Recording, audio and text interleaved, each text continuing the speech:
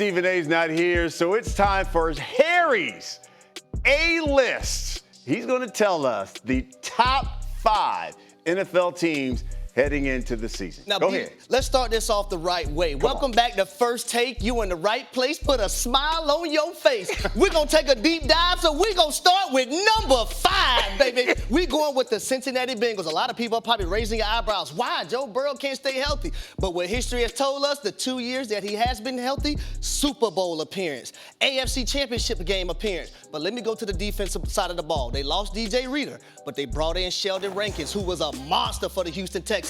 They lost last year a few guys in their secondary, safety position to be exact. But you bring back Geno Stone, second in the National Football League in interceptions. I see Mike T nodding. He on the same page. They also brought back Von Bell. So that's why they're number 5 on my list, is because Joe Burrow told everybody that the Super Bowl window is open as long as he's the quarterback.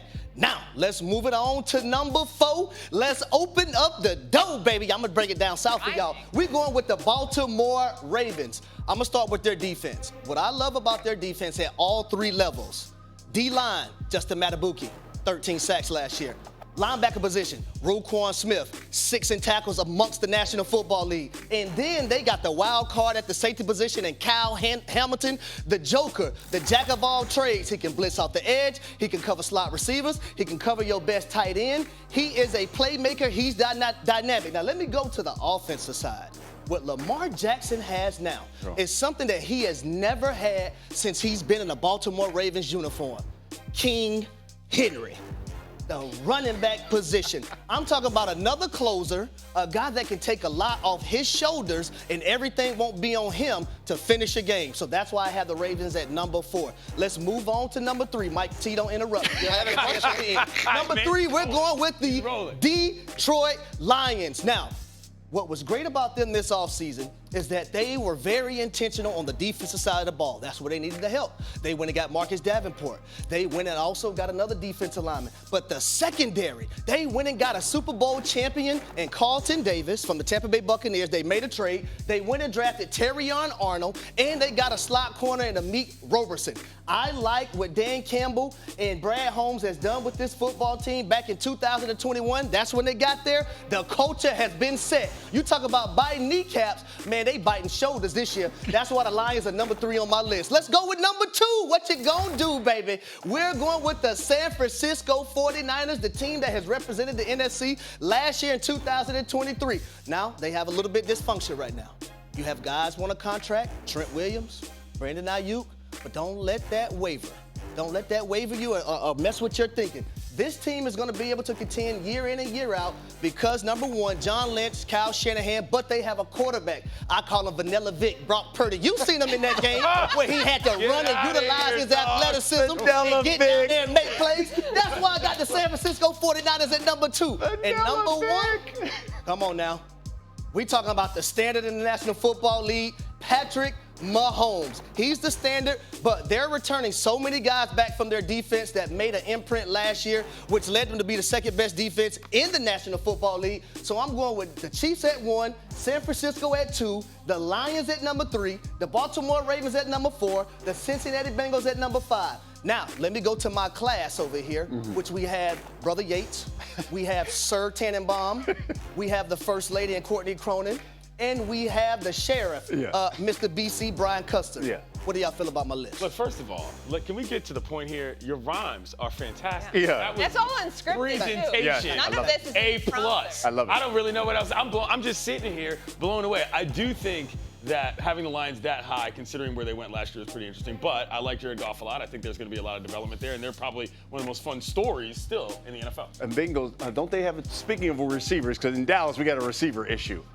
There's a guy, Chase, who wants to get paid there, in Cincinnati. They're going to get it done. Okay. They're going to get it done. He just so happens to be their number 1. They're going to get it done. It just so happens to be. Harry, how about the Green Bay Packers? They led by Jordan Love, that if it wasn't for Patrick Mahomes, maybe the one player we would all build a roster around. 21-1 in terms of touchdown and interceptions over the last 7 games. They have deep skill players on the offensive side, a lot of good young pressure players on the defensive side.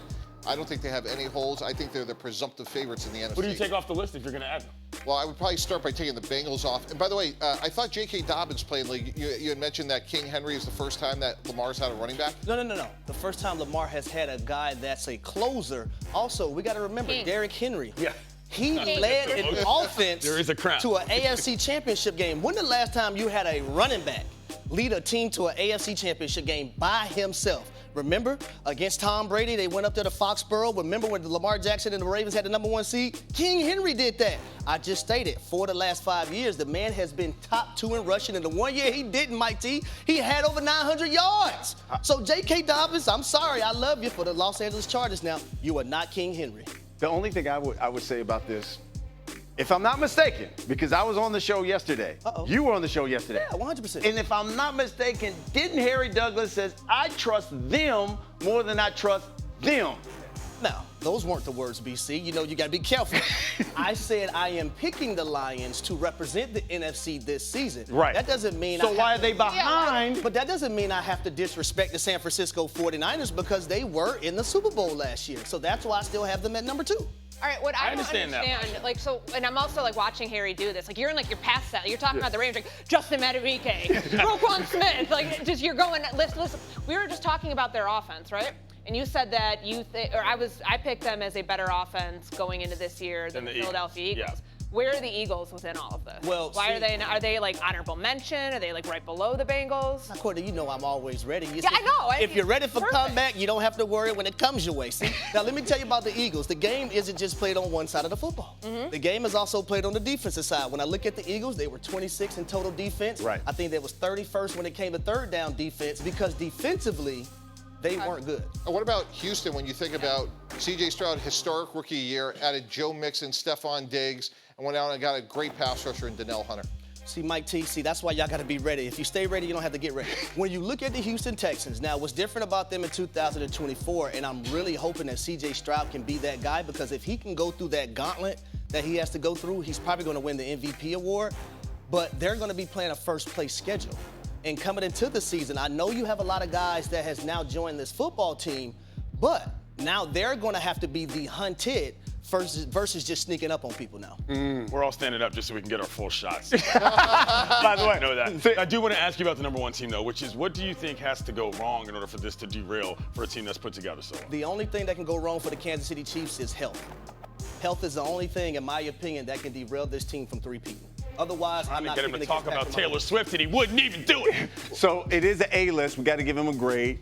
What grade are you giving him, Yates? I am giving Harry an A. Presentation is obviously stellar. The take's obviously good as well, and also didn't fumble in the face of potential problems. That's what I like. Maneuverability in the pocket. I got 2 grades. I'll give you a style A, a B- for substance, because who's the left tackle for the Kansas City Chiefs? Mike T, you have the standard. You have Patrick Mahomes at the quarterback position. You have Andy Reid, who's the best quarterback. You arguably have one of the best defensive players in Chris Jones and a top 2 defense. They're figured it out. They figured everything else out when Tyreek Hill left. What did everybody say? Can they get it done? They found a way to win a Super Bowl. Not one, but back-to-back, Mike T. Wow. I give it a solid B. My only holdup is that if the Lions are your team to beat in the NFC, I'm kind of with BC on this. You got to have them over the 49ers. It's not disrespectful to put a team that has all these question marks around them right now at 3 instead of 2. But the only reason why I did that, because like when you play in the league, you don't want to disrespect the game at the same time, right? And that's just why I can't say anyone's going to beat the Buffalo Bills in the AFC East until I see someone actually do it. Sure. So that's why I have the Buffalo Bills still winning that conference. I don't want to disrespect the San Francisco 49ers because they do have quality players and quality things still coming back for 2024. And what's their name of their quarterback again? Vanilla Vic. Yes. Hey, that's why he gets an A. Vanilla Vic is what we're doing. I think overall, B+. Only thing I have against it, Dallas Cowboys aren't on.